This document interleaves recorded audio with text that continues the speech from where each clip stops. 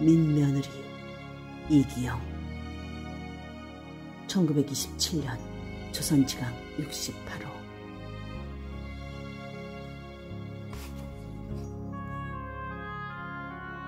사내가 어디 마시를 나갔는지 방문 닫히는 소리가 철컥 나자 금순이는 아랫방으로 마치 기다리고 있었던 것처럼 껑충 뛰어내려오며 "복남이 아저씨 어디 가셨대요?"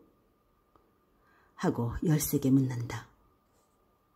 저녁상을 치르고 나서 아들의 옷가지를 찍어 매주려고 반지 그릇을 내려놓고는 우선 담배 한 대를 피우고 있는 김씨 부인은 이 바람에 깜짝 놀란 듯이 흘낏 쳐다보다가 벼랑간 무슨 눈치를 채웠는지 기색이 좋지 않다. 그러나 금순이는 전과 같이 상글상글한 표정으로 "노인, 그게 네 옷이요? 복남이 아저씨 해요? 그럼 내 해드릴게요. 네?" 하고 반지그릇 옆으로 와 앉는다. 그는 무엇에 다쳤는지 콧잔등에 멍이 들었다. "글쎄 그만두고 자네 옷이나 하게 그려. 저번에도 그렇게 경을 치고 나서 원또." 하는 김씨 부인은 입을 실룩하며 허를 끌끌 찬다. 그러나 금순이는 노여움도 안 타고 어느 팀의 일거리를 붙들고 앉아서 정신없이 바느질만 하고 있다. 입으로는 무슨 군소리를 부르며. 이 바람에 김씨는 하도 어이가 없는 듯이 한동안 그를 물끄러미 쳐다보고 있다. 뒤미쳐 하하하 하고 그는 웃음을 내뿜었다. 과연 김씨 부인은 요즘 금순이로 하여 여간 속이 상하지 않았다. 아니, 속이 상하다가도 우습고 우습다가도 딱하고 딱하다가도 명계해서 도무지 종잡을 수가 없었다.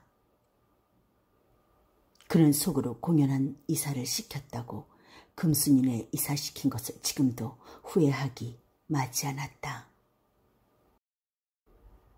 금순이네는 그동안 이 윗모퉁이 김주사 집에서 행랑살이를 하다가 지지난달에 이 황선달 집으로 이사를 왔다.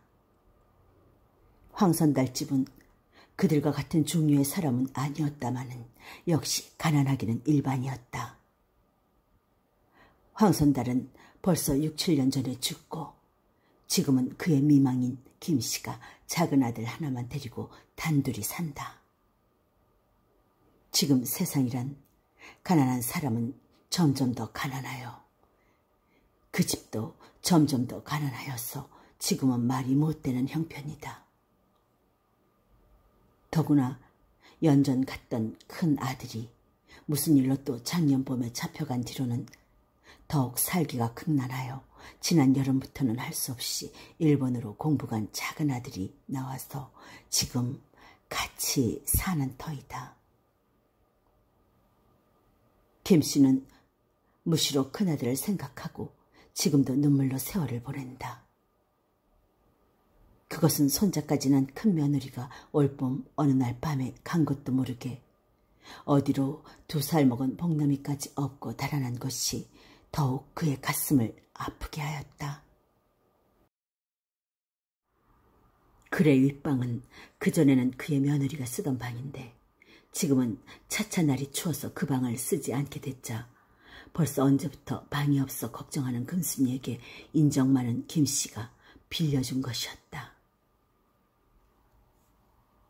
그런데 금순이가 처음 이사 와서는 그렇지 않더니 차차 이상한 눈치를 보이기 시작하였다. 그것은 무슨 까닭으로 그러는지 그는 복남이 아저씨를 어떻게 위하는지 모르는 반면에 자기 사내를 미워하기 시작하였다. 그래 김씨 부인이 처음에 이 눈치를 챘을 때 "여보게, 그런 생각을 아예 먹지 말게. 지금 세상이란 어떻든지 여편네는 사내에게 매였느니" 하고 간곡히 타일렀으나 "매이기는 누구한테 매어요? 사람은 다 마찬가지인데요." 하고 그는 입을 삐죽거릴 뿐이었다. 그는 사내 말이 나면 그까짓 것 저까짓 것 하고 그의 옷까지도 잘 꿰매주지 않았다. 그러는 대신에 복남의 아저씨라면 여간 이해하지를 않았다. 그의 손수건은 물론 그가 신은 고무신조차 먼지가 앉을 새 없이 날마다 털고 심지어 그 집 빨래까지 대놓고 늘 빨아주었다. 그러니 항차 그가 입을 옷일까 보냐. 그는 어서 자기의 지은 옷을 그가 입는 것을 보고 싶은 듯이 지금도 보기가 무섭게 바느질거리를 빼앗아 가지고는 정신없이 실밥을 튀기고 있다. 그래 김씨 부인은 하도 어이가 없어서 웃음을 내뿜었다. 문 밖에는 그저 바람소리가 우하고 들린다.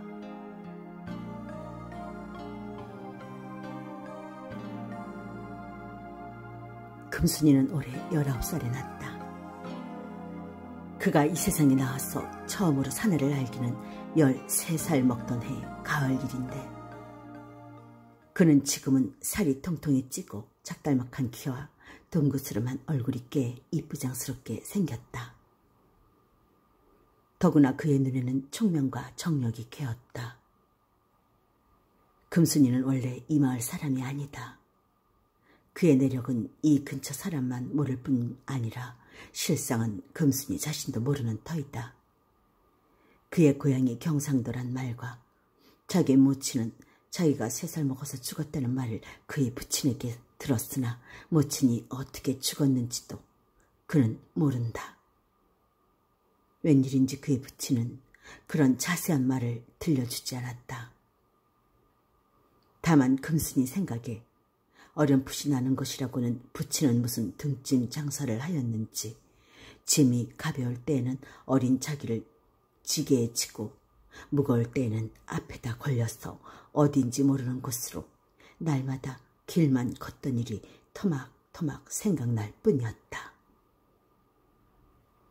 그러다가 하루는 역시 부친의 빈 지게에 얹혀서 이 동리로 들어오던 일밖에는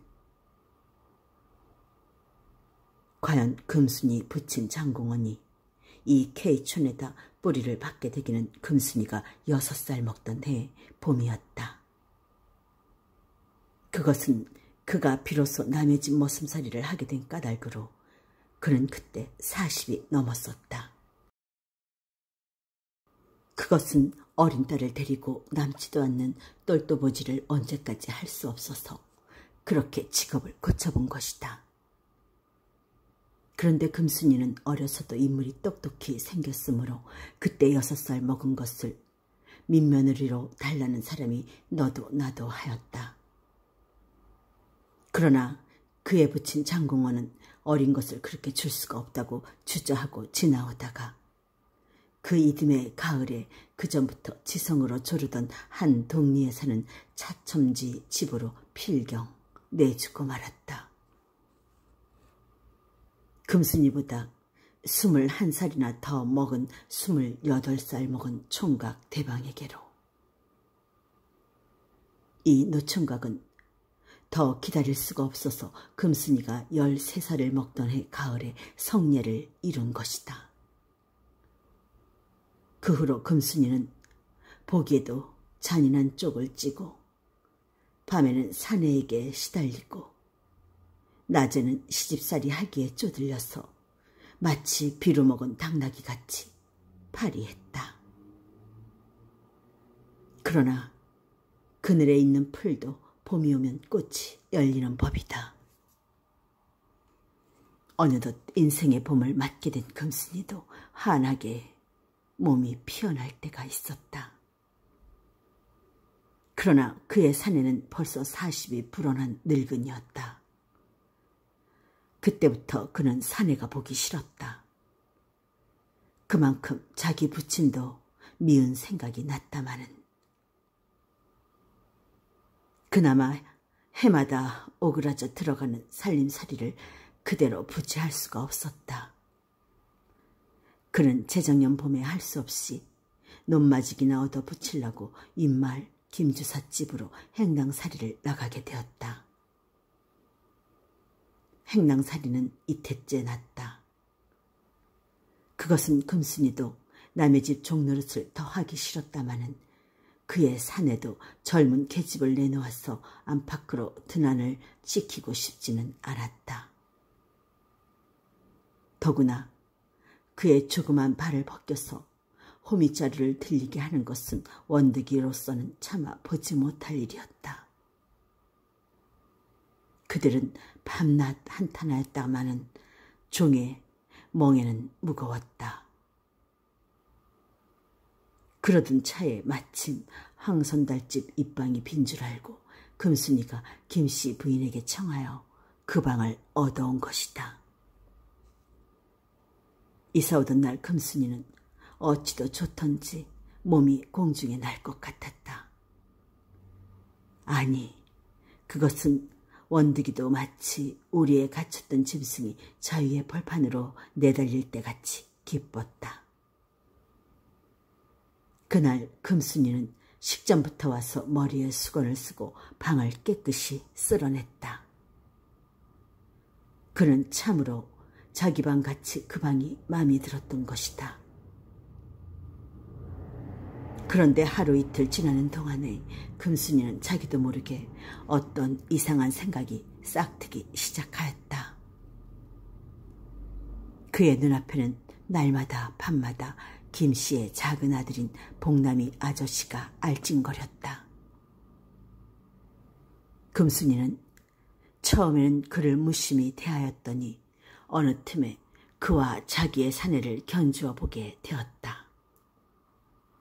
그는 자기와 동갑인 19살이란다. 키가 호리호리하고 갸름한 얼굴에 눈이 어글어글하고 윗입술은 수염터가 까맣게 잡혔다. 그런데 자기의 사내는 40살이었다. 그는 19살 먹은 여자가 40살 먹은 사내를 데리고 산다는 것이 매우 이상스레 생각되었다. 어버지 뻘은 고사하고 할아버지 뻘이나 되는 일을. 그 뒤부터 금순이는 사내의 말을 듣지 않았다. 사내가 미운 대신에 복남이 아저씨가 이뻤다. 그러나 그는 자기를 눈도 거듭떠 보지도 않았다마는 금순이는 그래도 좋았다. 옛날 어떤 여자는 예수의 옷자락만 붙들어도 12해 된 헐루증이 났다더니 금순이는 그의 얼굴만 쳐다보고라도 일평생을 행복으로 살 것 같았다. 그래, 그는 그에게 향하는 마음이 간절할수록 그가 좋아하는 것이면 자기도 좋아하고 그가 미워하는 것이면 따라서 미워하였다. 그는 그의 친구를 공경하고 그가 사랑하는 것이면 무엇이고 본능적으로 사랑하고 싶었다. 그는 누가 그를 찾아올라치면 마치 자기도 그 집 주인인 것처럼 번번이 나서서 영접하였다. 일전에도 그러다가 사내한테 목침으로 콧전등이를 얻어맞았다. 마치 그의 말을 한마디를 더하게 된 것이 자기에게는 그 위에 더할 기쁜 일이 없는 것처럼. 그래 그는 그의 손수건은 물론 그 집 식구의 옷은 모두 자기가 빨래를 해대고 그의 고무신까지 날마다 먼지를 털고 닦아주었다.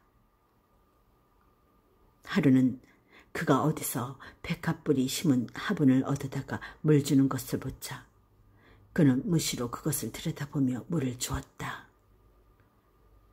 하루는 이웃집 개가 마당에 온 것을 그가 쫓는 것을 보더니 그는 그 후로는 그 개가 얼씬도 못하게 쫓아내었다. 그는 전에 없이 날마다 단 분장을 하고 봉담이 아저씨가 출입할 때이면 의뢰히 몸을 일어 인사하였다.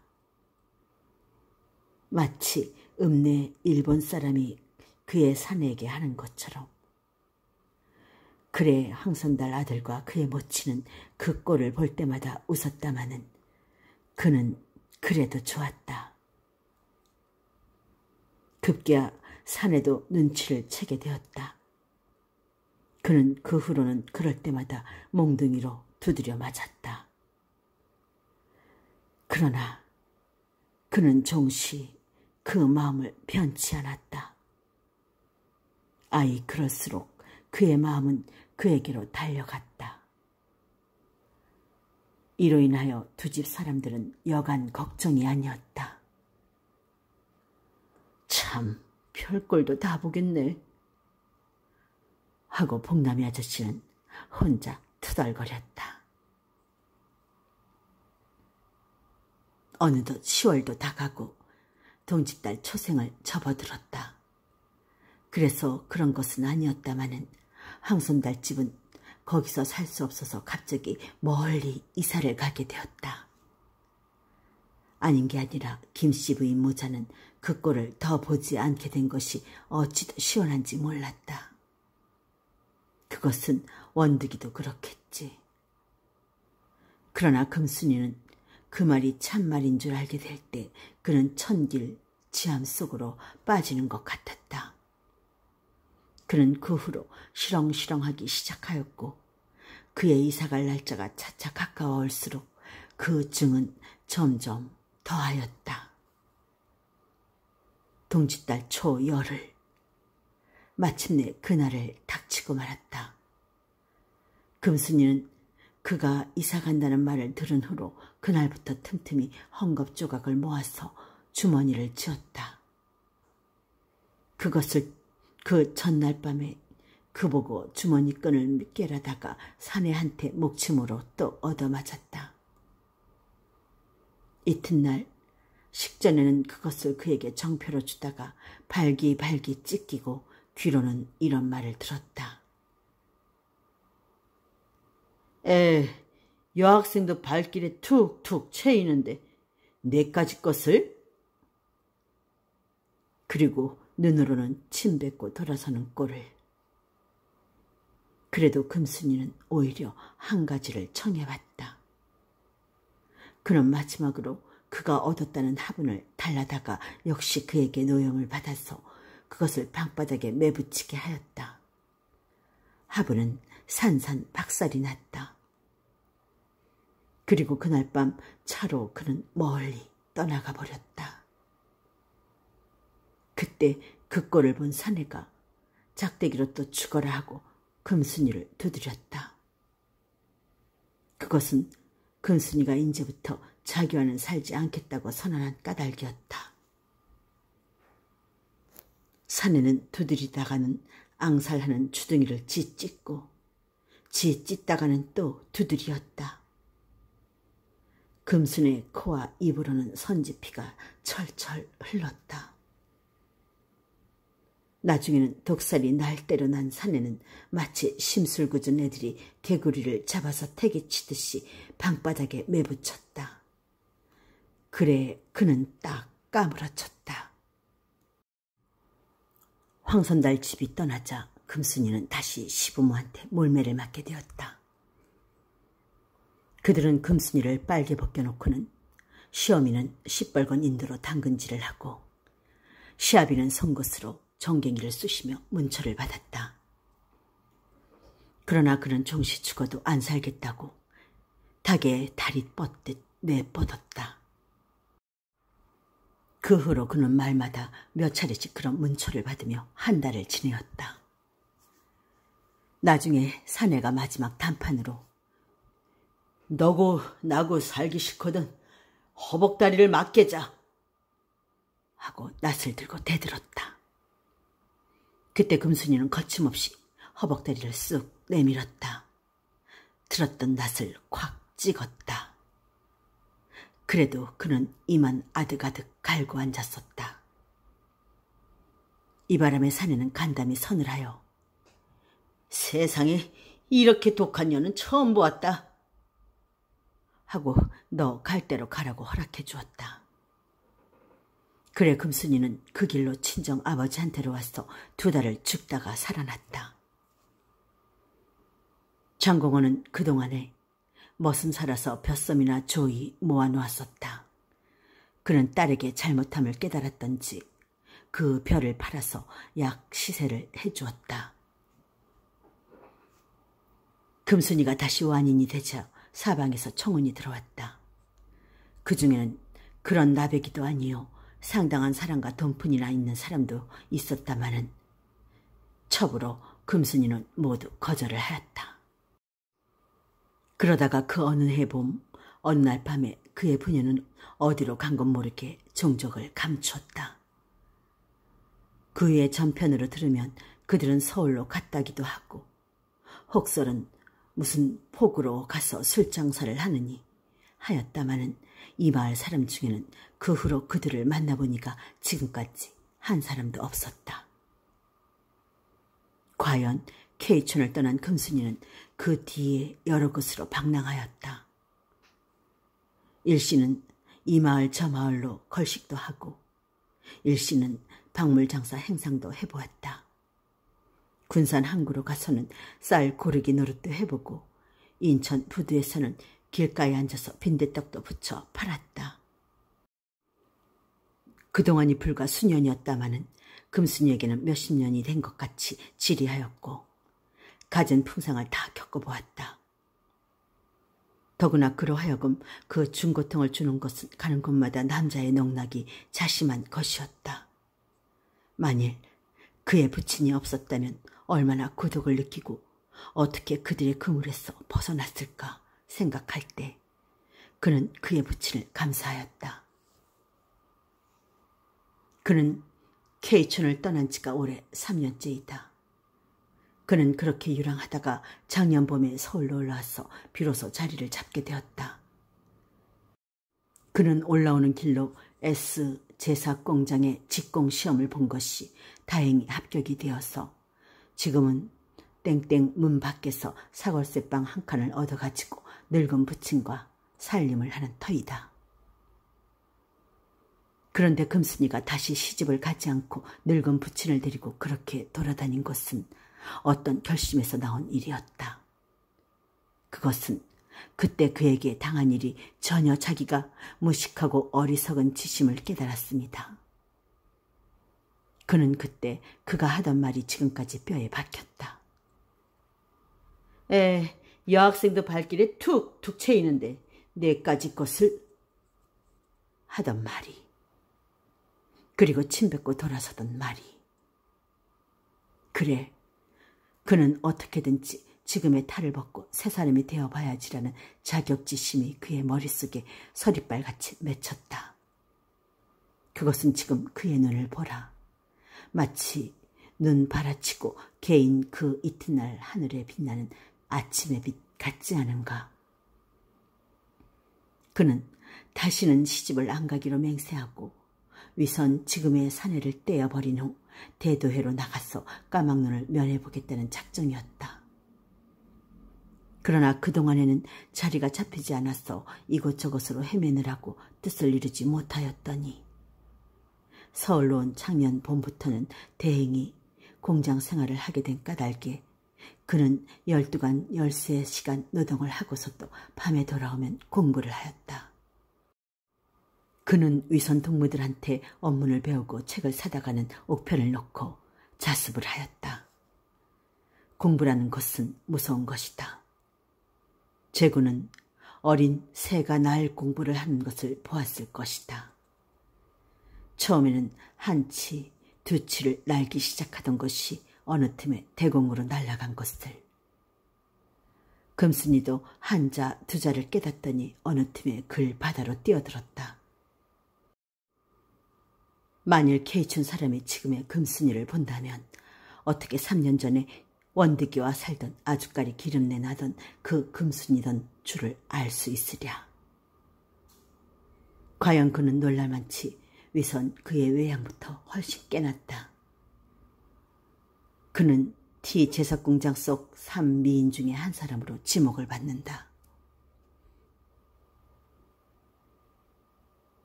그는 지금 어디서 사는가? 그러나 금순이는 지금도 가끔 이런 생각이 떠올랐다. 사람이란 한번 크게 받은 상처는 좀처럼 가시지 않는 법이라 그런지.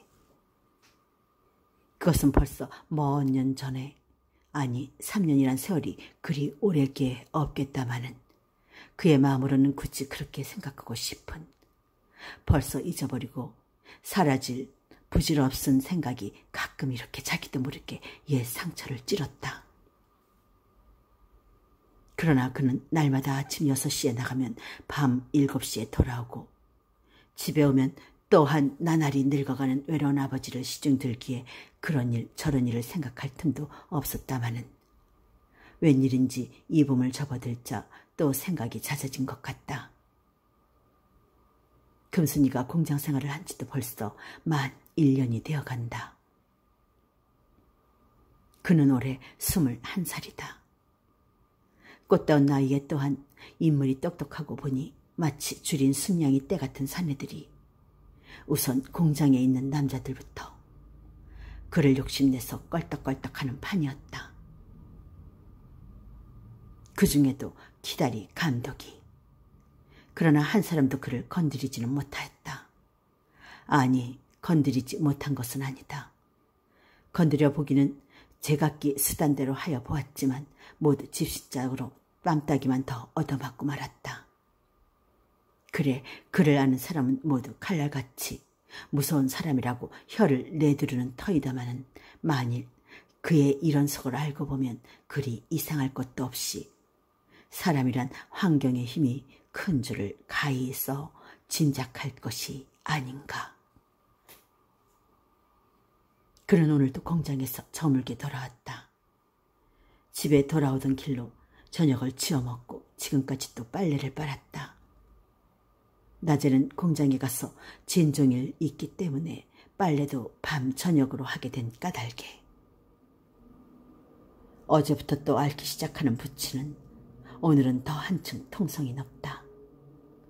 그래, 그전에도 저녁은 부친이 지어놓고 기다렸었는데 이제부터는 자기가 짓게 되고 오늘은 또 빨래까지 하게 된 것이었다.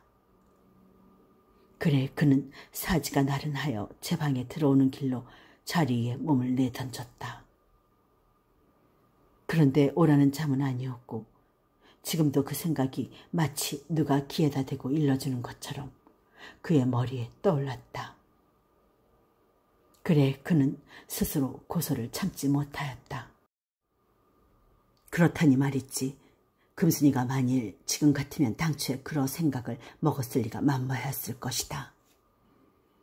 왜 그러냐 하며 그때 자기와 같은 여자가 그런 사내를 탐낸다는 것은 그야말로 쥐 며느리가 새우 아재를 사모하는 것과 같은 얼토당토하는 까닭으로.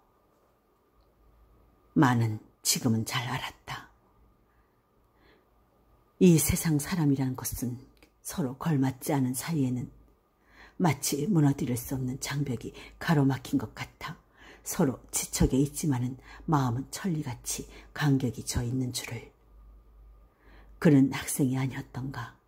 아니, 일본 동경까지 갔다 온 아직 장가도 아니든 남의 집 기공자 아니었던가? 그런데 백주의 그를 사랑하려 들다니. 그가 처음부터 끝까지 자기를 내박차고 만 것 같이 그것은 천부당 만부당한 일이었다. 그때는 그가 얼마나 야속하였던지 모른다. 그러나 지금의 금순이는 죽음도 그를 원망하지 않는다. 원망이란 것도 희망할 만한 것이 안 되는 때에 할 일이니까. 아니, 자기는 지금도 그저 그자와 같이 살았을런지도 모르니까. 그는 이렇게 생각하자 벼랑간 소름이 쏙 끼치고 사람이란 설령 미련하더라도 철저하게 마련해야 할까 보다 하는 우스운 생각이 다시 들었다. 지금 금순이 눈앞에는 다시 그때 여러 가지 모양이 떠올랐다. 그의 손수건을 들고 신발을 닦아주던 일, 헝겊 조각으로 주머니를 찢던 일, 그가 사랑하던 화분을 깨치고 사내에게 죽도록 매만 맞던 일, 그때 까무라치고 나서도 그날 저녁 때 그에게 마지막으로 찹쌀떡이나 해준다고 부러진 다리를 안고 부엌으로 절구지를 하러 가려고 애쓰던 일. 그 언제인가 읍내 예배당에 구경 가서 목사의 말을 듣고는 새벽마다 기도를 드리던 일. 그가 떠난 후에 갖은 형벌로 시부모에게 문초를 겪던 일. 그 사내와 마지막으로 허벅다리를 낫으로 꿰던 일. 그 후로 매독이 나서 2달을 죽도록 앓던 일. 또 그 후에는 사방으로 방랑하던 곳곳 사람이. 그러나 그는 이런 생각을 더 하고 싶지 않았다. 왜 그러냐 하면 그것은 벌써 지나간 부질없는 생각이므로 그것은 사람의 생각에서 지난 일에 미련을 붙이는 것처럼 치사스러운 것은 없다. 그것이 웃었던 일이든지 울었던 일이든지 간에 조상이 잘 살던 것이 지금 우리에게야 무슨 상관이고 그때 복남의 아저씨가 지금 금순이에게 무슨 상관이 있느냐 말이다. 지금 금순이에게는 그보다 더 큰 일이 눈앞에 가로놓였다. 사람의 생활이란 연애뿐만 아니다. 아니 그가 겪은 인생의 비극, 그 원인을 캐어보면 모두 가난한 때문이다. 그런데 그것이 자기 하나만 그렇다면 운수라고나 한다지만은 이 세상에는 많은 가난한 사람이 있다. 그들은 모두 자기와 같은, 아니 그보다도 더 비극을 가졌다. 우선 이 서울 저작거리에 우물우물하는 가난뱅이를 보라.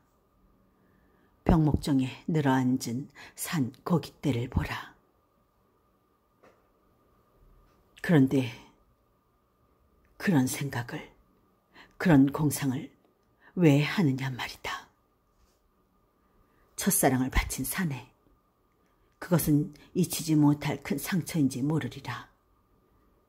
그러나 그것은 아직도 봉건 생활에 중독된 사람이 무엇 먹고 사는지도 모르는 간년놈자의 생각이다. 지금 인간의 모든 비극에 어떻게 이 세상에서 행복을 구하려 드느냐 말이다. 그거야말로 연목구월한 문자를 쓸 일이다. 그래 금순이는 지금 결심하였다. 다시는 그 산에 복남이 아저씨를 생각 않기로, 아주 단념하기로, 그리고 오직 부지런히 일하고 공부하기로, 그리하여 무상계급 전선의 한 투사가 되기로. 그의 이 결심은 마치 3년 전의 그때와 같았다. 어느덧 밤은 이윽한 모양이다. 부치는 아랫목 벽을 안고 누워서 여전히 앓는 소리를 한다. 사람이 있지 않은 빈 거리에는 전등이 낯같이 밝은데 굴속 같은 그의 방 안에는 반딧불 같은 석유등이 깜빡인다. 금순이는 잠이 들기 전까지 앞으로 할 일을 계획해보고 또한 그것을 뼈물렀다.